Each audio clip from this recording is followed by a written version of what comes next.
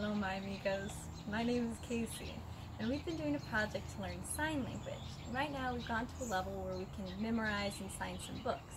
I've chosen one I love. It's called Favor Johnson, and kind of is a sad story. I mean, I used to cry on it, but now I'm focused. I'm gonna do this. I'm a ninja. So without further ado, I present to you Favor Johnson. Snow was falling in the village on Christmas Eve. The brook rattled down behind the post office.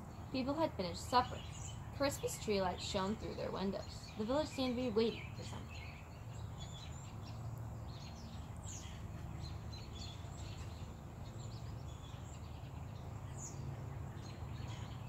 About 7 in the evening, an old blue pickup truck with shaky headlights drove slowly into the village and stopped at the first house.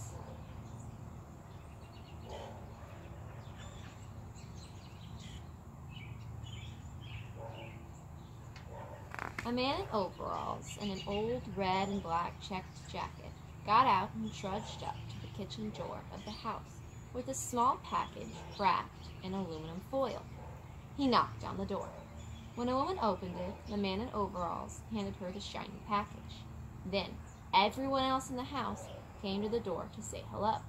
As he walked back to his truck, they all called out after him, "Merry Christmas!" and he waved.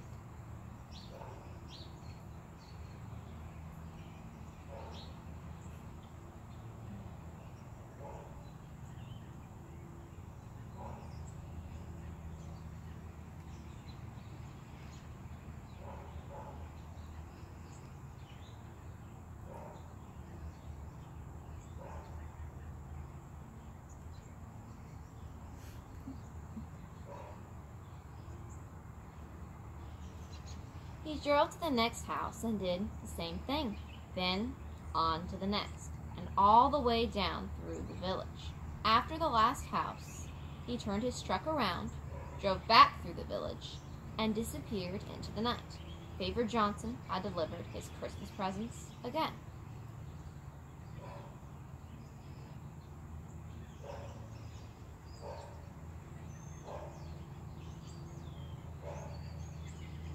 They were fruitcakes baked in tin cans. For 2 people, it was a soup can. For small families, a vegetable can. For large families, a tomato can, mixed with butter and filled with hickory nuts, cherries, pineapple, citron, and raisins. The fruitcakes were flavored with hard cider.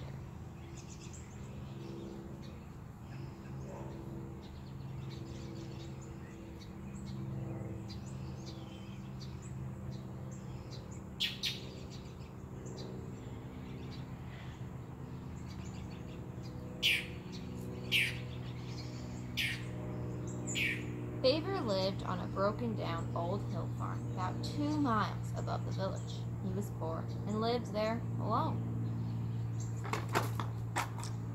Well, not quite alone.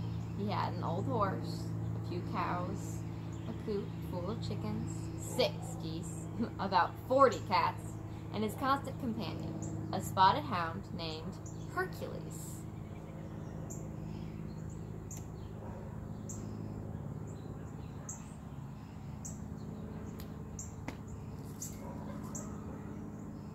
Then, one year, Favor's property taxes went up, and he couldn't pay them anymore.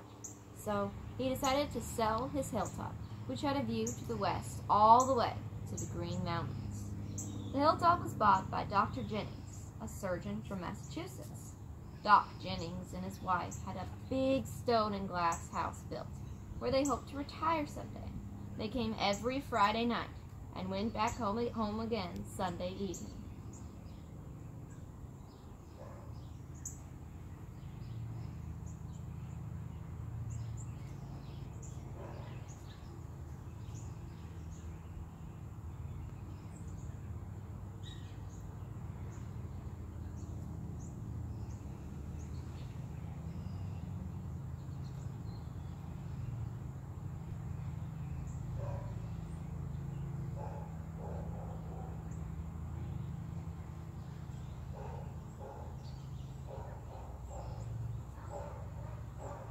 Favor likes the Jenningsons.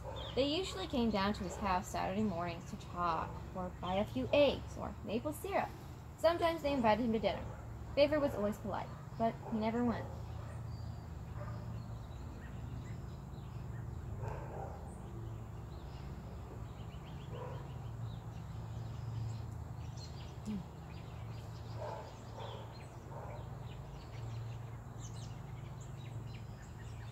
Then, one Christmas Eve, Hercules, for the first time in his life, didn't show up at the barn for the evening milking. Favor whistled and called, but there was no answer.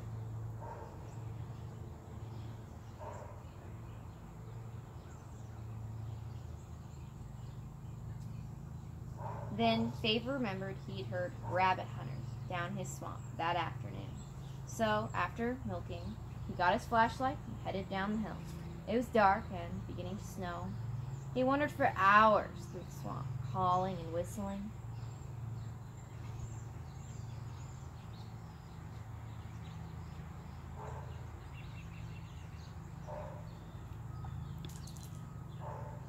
Finally, he heard a whine and found Hercules. He'd been shot. His head and shoulder were bleeding onto the snow. Favor scooped him up and headed toward the house. His flashlight faded and died.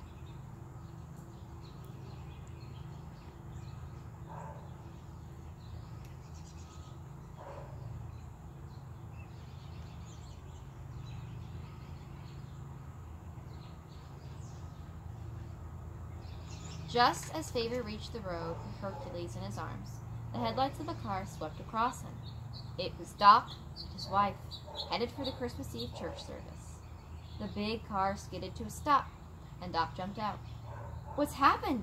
he cried.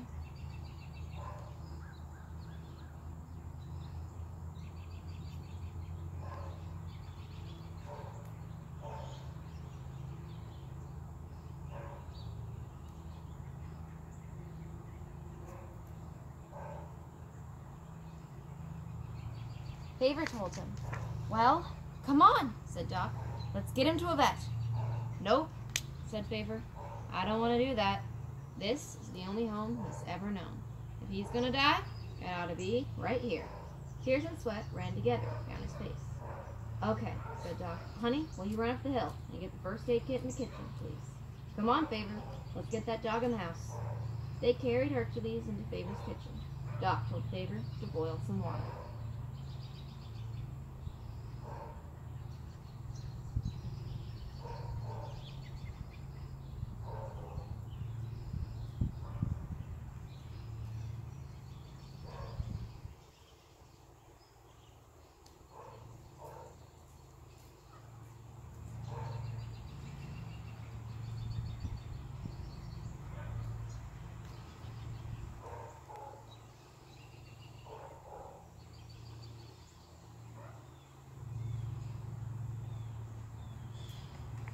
Doc took off his coat and examined Hercules. His jaw was broken.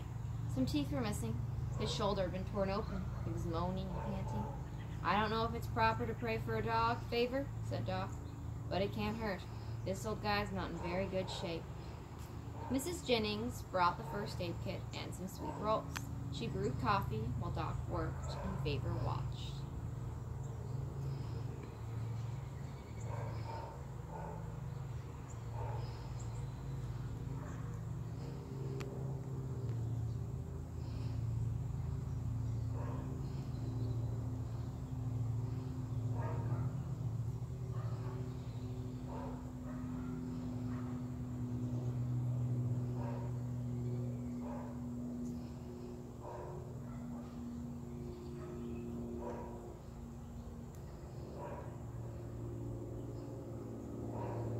About 3 in the morning, Doc took his last stitch, swabbed the wounds with antiseptic, and gave the exhausted dog a shot for the pain.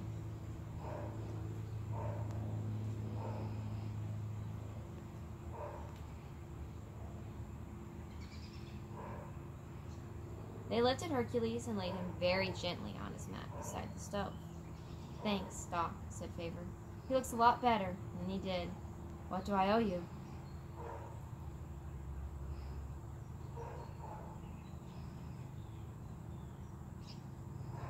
"Owe me?"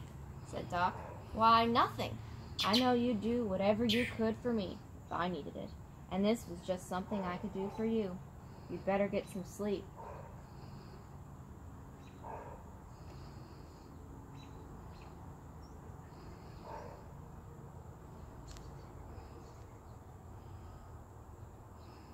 When Doc came down to check on Hercules and Favor, late on Christmas morning, Hercules was too weak to raise his head, but his long tail thumped on his mat. "I think he's going to be all right," said Doc. "Merry Christmas." He handed Favor a fancy boxed fruit cake.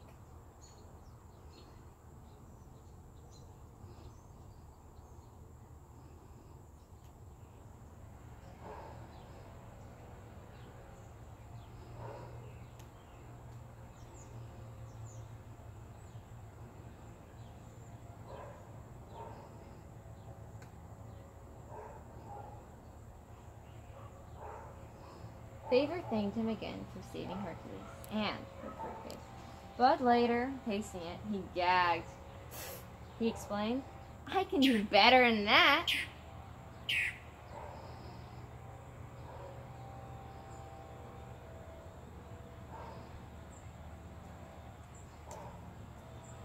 And that's how it started. He made just one that first year for Doc and Mrs. Jennings. They liked it so much that the next year he made a few more for some old friends. The response was tremendous, and within a few years he was making them for everybody in the village, and the village responded. Now, all through the Christmas season, there are cars in his dooryard, and his kitchen is piled high with gifts that he enjoys, all through the long winter.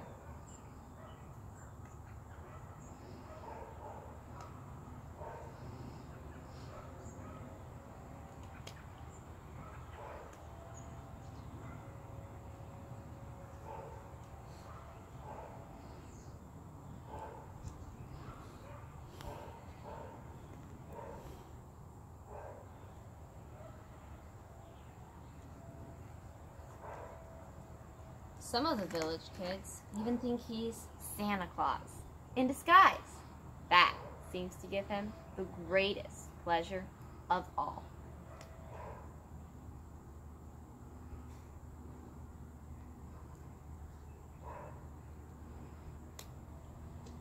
Thank you guys so much for listening. I hope you enjoyed. I was a little slower than the words, but I think I did pretty good. See you guys later.